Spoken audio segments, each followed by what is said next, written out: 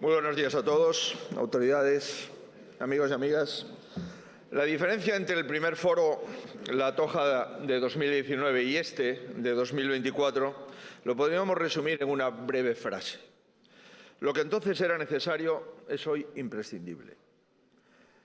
En nuestro tiempo es imprescindible cultivar espacios como este, donde los monólogos cotidianos dejen paso al diálogo auténtico. Ese al que los interlocutores acuden deseosos de enriquecerse con opiniones ajenas. El Foro de la Toja emite desde esta isla este mensaje con claridad. Se puede convencer sin necesidad de vencer y es posible ser convencido sin necesidad de sentirse derrotado. Es una lección que hemos aprendido, o mejor dicho, hemos refrescado, quienes hemos tenido la suerte de participar en todas las ediciones de este foro. Por eso para mí es un honor volver a estar aquí, agradecer a Amancio López y a su familia la determinación por este foro, recordar a Josep Piqué, que fue el que impulsó desde el punto de vista de su inteligencia y de su experiencia política el mismo, y por supuesto a las personas que lo han proseguido y lo siguen organizando como Carmen Castro y su equipo. En fin, yo les agradezco que me escuchen, aunque mi principal interés, les puedo asegurar, es escuchar yo. En 2019, lo recordarán, el mundo democrático celebraba el 30 aniversario de la caída del muro de Berlín. Y solo 5 años después, para sorpresa de muchos, más de un dirigente político manifiesta, ahora, que establecer muros entre ideas y partidos es su objetivo fundamental. Hay que preguntarse qué ha ocurrido para que el muro haya pasado de ser un símbolo ominoso a convertirse en un instrumento favorito de determinadas políticas. La respuesta está en que han surgido liderazgos que solo se alimentan de la polarización. Precisamente uno de los puntos de atención, y con acierto, ha elegido este Foro de la Toja de 2024. Es además, en mi opinión, una polarización artificial, que no surge de una determinada coyuntura social o económica, sino que es una herramienta para copar el poder y que para ello necesita destruir puentes y levantar muros. Efectivamente, en las elecciones generales últimas, las del 23 de julio del pasado año, el 94% de los españoles votaron a partidos no independentistas. Solo, pues, el 6% de los españoles votaron a los partidos que realmente hoy deciden buena parte de la política nacional española. Detrás de eso no hay ninguna fortaleza. En mi opinión, lo que hay es una profunda debilidad, como la hay en la erosión sistemática de la división de poderes, en la utilización personal de los mecanismos del Estado o en el intento de intimidar a los medios de comunicación. El gobernante que quiere controlar todos los contrapesos del poder es porque tiene miedo a los ciudadanos libres. No obstante, hay algo que la historia y el presente nos demuestran. El atractivo de la democracia liberal es demasiado fuerte como para ser sofocado por el autócrata a quien tiene vocación de serlo. Aquí está para demostrarlo Edmundo González Urrutia, presidente electo de Venezuela.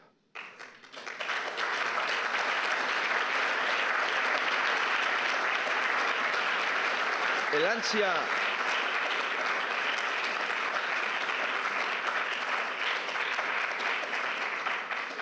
ansia de libertad no se apaga, por mucho que se oculten actas, se falseen resultados electorales o se persiga a los discrepantes.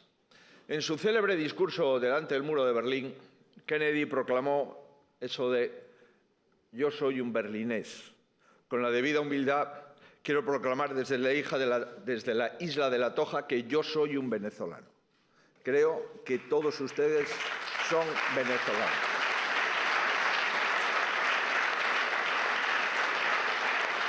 Cualquier pueblo que lucha por obtener la libertad que nosotros disfrutamos merece que lo consideremos uno de los nuestros y a nosotros uno de los suyos. A ningún demócrata puede resultarle ajena la lucha por la libertad en cualquier lugar del mundo. Aprovecho, por cierto, su presencia aquí para reivindicar el vínculo iberoamericano. Existe una comunidad hispánica de naciones, basada en la historia, en la cultura, en el idioma, en los afectos, en los intereses comunes. que no puede verse afectados por leyendas negras anacrónicas o querellas artificiales. Como español, reivindico la historia que mis antepasados escribieron en América. Como español, me enorgullezco de nuestro rey, que da estabilidad y prestigio a España en todo el mundo. Y, por supuesto, como español, me niego a aplicar juicios de valor con 500 años de retraso. Como les decía, los desafíos que afronta la democracia liberal y las respuestas adecuadas a ellos están en el origen del Foro de la Toja. Pero siguen presentes, quizás con más intensidad, en esta edición porque la democracia necesita cultivarse, necesita renovarse y no caer nunca en la autosatisfacción. En primer lugar, porque es su propia esencia. Los regímenes no democráticos no necesitan reflexionar sobre sí mismos. Su único fundamento es resistir a toda costa. Se trata de sistemas rígidos a los que cualquier flexibilidad pone en peligro. En cambio, si por algo se caracterizan las democracias, es por su voluntad de mejora constante. Por otro lado, la democracia debe cultivarse porque siempre vive amenazada, no solo por la sucesión de crisis económicas sufridas en las últimas décadas, sino también por crisis geopolíticas en las que la democracia sigue en conflicto con los modelos autoritarios. Lo estamos viendo en Ucrania, en Oriente Próximo, en Iberoamérica. En definitiva, estamos muy lejos de ese mundo posconflictos que soñábamos en los años 90 del siglo pasado. Muy de ese teórico fin de la historia que algunos anunciaban. Y, en tercer lugar, para mayor dificultad, la democracia debe cultivarse también porque al debilitamiento de las viejas certidumbres, las naciones occidentales suman además retos inéditos. El referido de la polarización, no es menor el reto migratorio, que seguro que los presidentes autonómicos comentarán por la tarde, el reto de la autonomía estratégica, de la competitividad de la economía europea, el reto digital, con su inquietante deriva hacia la desinformación. Por desgracia, la democracia española no es ajena a nada de esto y, lamentablemente, se ve en la tesitura de afrontarlo inmersa en una deriva nacional que, en mi opinión, insisto, en mi opinión, es la peor de los últimos 45 años. Porque en cualquier decisión, en cualquier asunto, se supedita el interés nacional al interés personal de un solo hombre. Fruto de esa grave distorsión, las grandes cuestiones de Estado se aparcan. No se legisla en España, no hay presupuestos, llevamos 6 años con 3 presupuestos, ni siquiera en el primer año de la legislatura se ha sido capaz, ya no de aprobar el presupuesto, sino de presentarlo, incumpliendo claramente el deber constitucional de presentar las cuentas. Y, sobre todo, no hay otro horizonte que el día a día. El único combustible, como decía antes, es una polarización que se trata de imponer sobre una sociedad española diversa, compleja, sí, pero no polarizada. Dando esto por sabido, quisiera situar el foco de mi atención en una cuestión que afecta al arraigo de las ideas democráticas en nuestro país, con especial atención a los más jóvenes. Primero, los españoles abrazamos la democracia como un punto y final a la dictadura y a una historia llena de convulsiones. Eso bastó para lograr el primer impulso. La democracia tenía en aquel momento un componente afectivo, capaz de soslayar los múltiples obstáculos del momento, la crisis económica, el golpismo y, sobre todo, el terrorismo. Lo decía ayer el presidente González. En una fase posterior, la democracia se asoció a la modernización del país y a la plena incorporación al concierto europeo e internacional. También lo refería el presidente Rajoy. Sé que este análisis, por supuesto, es muy somero, pero me ayuda a detenerme en esta juventud que no estuvo en ninguna de esas etapas y que, por lo tanto, está más expuesta al desarraigo democrático. A muchos jóvenes les falta esos referentes históricos y tampoco encuentran en el sistema actual muchos motivos de entusiasmo. Uno podría concluir que ello se debe a su inconsciencia. Aparentemente nuestros jóvenes lo tienen casi todo, desde luego mucho más que sus abuelos. Están más formados, probablemente, que la mayoría de las generaciones anteriores. Y en el caso de España, son ciudadanos del mundo libre y global. Ya se darán cuenta, ¿no? Pues no. Yo soy que se llama ahora un boomer, y esa condición tiene algunos inconvenientes en los que prefiero no entrar en detalle, pero también tiene la ventaja de que puedes observar la vida con algo de experiencia. Y por eso digo convencido que a los jóvenes de hoy les estamos fallando. Mi mayor satisfacción vital ha sido poder crear un proyecto de vida personal y profesional. Colmar mis aspiraciones como ser humano con el empuje de un país que en mi juventud vivía un periodo de prosperidad y de optimismo incuestionable. Cabe preguntarse si nuestros jóvenes pueden decir lo mismo. Y con todo lo que tienen, buena parte de ellos o la mayoría, lo cierto es que no pueden decir lo mismo. Reconozcamos que la democracia aún no ha dado respuestas a problemas muy serios para ellos, como el acceso a la vivienda, las facilidades para formar una familia, la precariedad laboral, y la afectación de todo esto tiene en su calidad de vida y en su salud mental. Lo apuntaba ayer el ex primer ministro portugués y el próximo presidente del Consejo, nuestro amigo Antonio Costa. Tristemente, ante la incapacidad para ofrecerles ilusión y oportunidades con otros instrumentos, muchos jóvenes se ven empujados de forma muy temprana a formas de socialización y polarización obsesivas a través de las redes sociales. Desde luego, ninguno de estos problemas los ha generado la democracia, sino un cúmulo de factores económicos, culturales y tecnológicos. Pero es preciso que no queden sin una contestación adecuada. Sin esa respuesta, no duden de que las fuerzas radicales de uno y otro lado cubrirían ese vacío, aprovechando para ligar democracia e incapacidad para estar a la altura de las demandas de la población joven.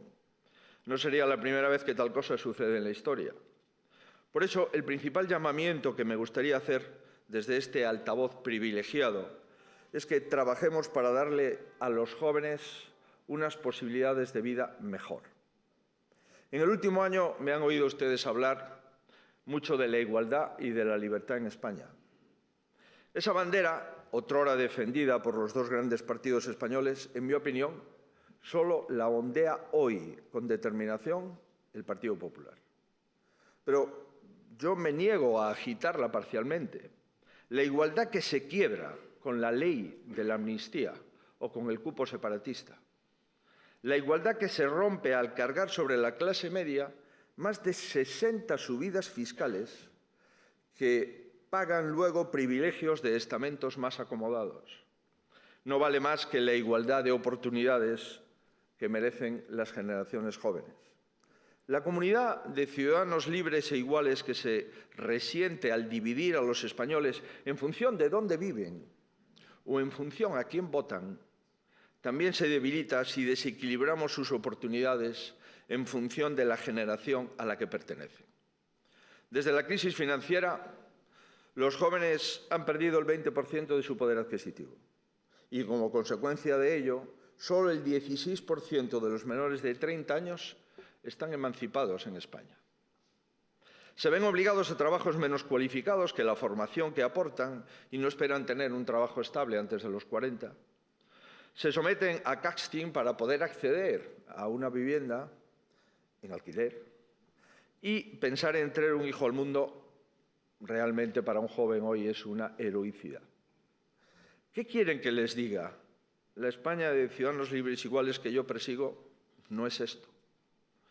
El estilo de vida de los jóvenes tiene que ser fruto de su elección, no fruto de la falta de oportunidades.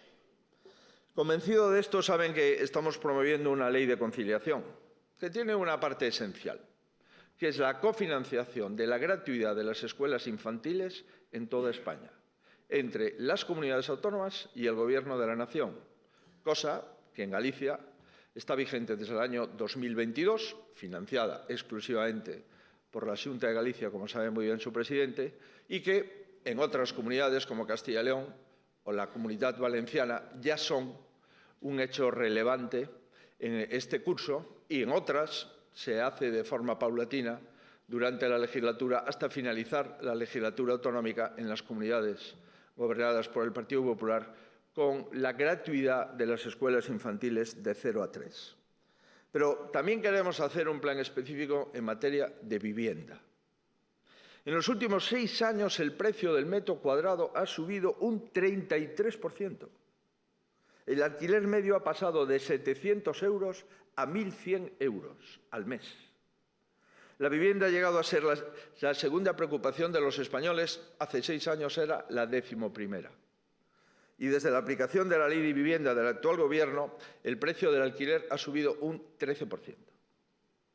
Esta situación, que es dramática para todos, afecta de forma más grave a los jóvenes que carecen de los ahorros para dar la entrada a una hipoteca, sufren de la precarización laboral y salarial de manera más acusada y son propietarios de vivienda en mucha menor medida, pero aspiran a serlo. Esta tendencia a decir a los jóvenes que su generación debería de conformarse con un alquiler y que comprarse una casa, como hicieron sus padres, mejor lo vayan olvidando, yo no lo comparto. Los jóvenes tienen todo el derecho a aspirar a comprar una vivienda. Y nosotros no tenemos ninguno a decirles que lo que le toca a su generación es resignarse. Por ello, les confirmo que ante la incompetencia legisladora que estamos sufriendo en España, hemos elaborado un plan nacional de vivienda que intenta aportar soluciones de verdad. Soluciones probadas en otros lugares y que anteponen la evidencia a la ideología. Creo que ha llegado el momento de tomar cartas en el asunto. Tras 6 años de gobierno socialista, existe una situación de excepcionalidad en el acceso a la vivienda en España. Lo saben los jóvenes, que la mayoría sufren dificultades o imposibilidad de acceder a una vivienda. Lo saben los propietarios, que sufren impagos e inseguridad jurídica que les dificulta poner las viviendas en alquiler. Y lo saben los promotores, que conocen las trabas que ralentizan la construcción de vivienda. Convendrán conmigo que la Administración no puede ser el único actor que no asume los costes de esta situación excepcional. Dejar recaer toda la responsabilidad, el esfuerzo y los costes en propietarios, inquilinos y promotores no ha funcionado. Las medidas del Gobierno no han funcionado. Al revés, en mi opinión, han empeorado el problema. Las medidas del Gobierno no han funcionado porque no atajan de raíz el problema de la vivienda, que no es otro que la falta de oferta. Desde 2021, en España, se crean cada año muchos más hogares que viviendas se construyen. El déficit de vivienda anual es de 185.000 viviendas. Según el Banco de España, en 2025, la falta de viviendas en España podrá situarse en las 600.000. Este déficit de vivienda no hay país que lo aguante, ni promesas incumplidas que lo solventen. El Gobierno ha fracasado y, por tanto, las ocurrencias en materia de vivienda deben de finalizar. Y es imperativo señalarlo, pero la tentación de quedarse en la denuncia es un lujo que no quiero ni debo permitirme. Para usar los problemas de los españoles como artillería política ya están otros. Por eso vamos a presentar un plan integral para el acceso a la vivienda en España. Se trata de un plan integral, efectivamente, que incluirá el imprescindible apoyo económico a quienes sufren más dificultades para acceder a la vivienda y que, a diferencia de lo que se ha hecho estos 6 años, persigue de manera prioritaria ampliar la oferta de vivienda. Primero, urge movilizar el suelo. Segundo, urge abrir un tiempo de excepción para agilizar y facilitar la construcción de vivienda. Tercero, urge simplificar los trámites para hacerlo. En cuarto lugar, urge en definitiva ser claros. No hay acceso a la vivienda si no hay vivienda. Y no hay tiempo que perder. Ayer se celebró la Conferencia Sectorial de la Vivienda, en la que el Gobierno convocó a las comunidades autónomas. Antes había amenazado a las comunidades autónomas. Ayer, tras 6 años del Gobierno del Partido Socialista, las convocó para hablar de las dificultades en el acceso a la vivienda. La previsión es no volver a hacerlo hasta la Conferencia de Presidentes que el señor Sánchez, parece ser, tiene previsto realizar en diciembre. Bien, yo creo que no se puede esperar a diciembre para empezar a hablar de vivienda. Por eso, este mismo mes de octubre, presentaré un plan integral para el acceso a la vivienda en España. ¿Para qué? Para dar agilidad, para ampliar la oferta, para garantizar la seguridad jurídica, para disminuir la burocracia urbanística y la posibilidad de acceder a una vivienda que tras 6 años de este Gobierno se ha evaporado. Creo, además, que esta emergencia debe ser abordada en una mesa donde puedan sentarse las administraciones públicas, municipal, autonómica y central, expertos, bancos, entidades financieras y todos los afectados por el sector. Y aunque iremos desgranando las medidas de este plan, ya les avanzo que para mi partido será imprescindible que cuente con, primero, reformas legales ambiciosas que pongan freno a la escasez de vivienda. No puede ser que una sentencia por un defecto de un polígono, de un plan general de ordenación urbana, deje sin efecto la totalidad del plan general de ordenación urbana de una ciudad. En segundo lugar, apoyo económico y fiscal al que ahorre para comprar una vivienda. En tercer lugar, la protección a quienes cumplan. Parece razonable proteger al que cumple, ya sea propietario, ya sea inquilino, ya sea comprador o sea vulnerable. Y, por supuesto, ninguna protección a quienes ocupan ilegalmente una vivienda. La criminalización de la propiedad privada es un grave error. A quien hay que perseguir es al que delinque, no al que cumple. En definitiva, a los inquilinos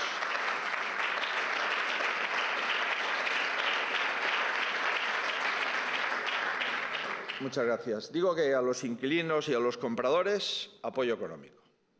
Al que alquila su vivienda, seguridad jurídica. Y con quienes construyen, colaboración para ampliar la oferta de suelo. Todo esto, insisto, dentro del ámbito de un plan nacional para el acceso a la vivienda.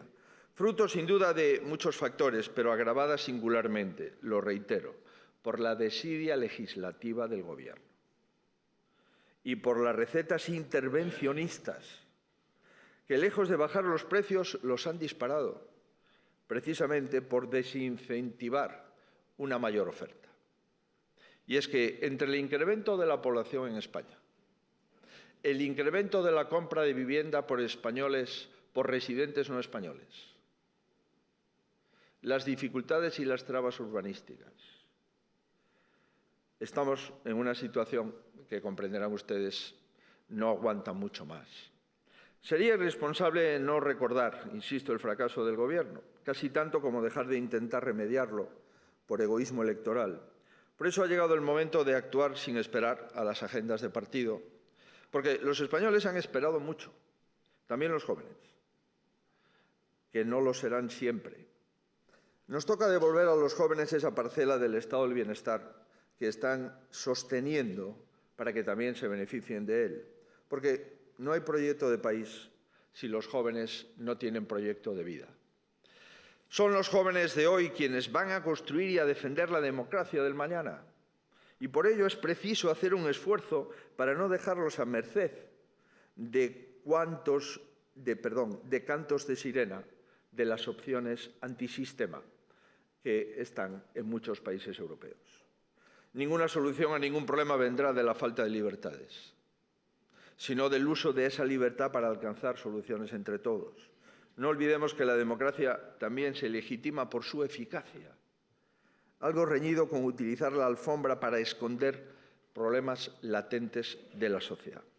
Señoras y señores, muchísimas gracias por su atención. Me he comprometido con el presidente del Consejo, que se tiene que ir a la 1:30 a coger su vuelo para seguir trabajando. He cumplido mi compromiso y, por tanto, le agradezco mucho a Antonio Costa su presencia, buen amigo de Galicia, excelente amigo de España y una de las grandes decisiones de la próxima legislatura europea, su presidencia. Desde aquí nos alegramos mucho y hacemos votos para que tenga el éxito que ayer alumbraban los debates con el presidente González y el presidente Rajoy. Muchas gracias a ustedes. Muchas gracias por su atención. Bueno.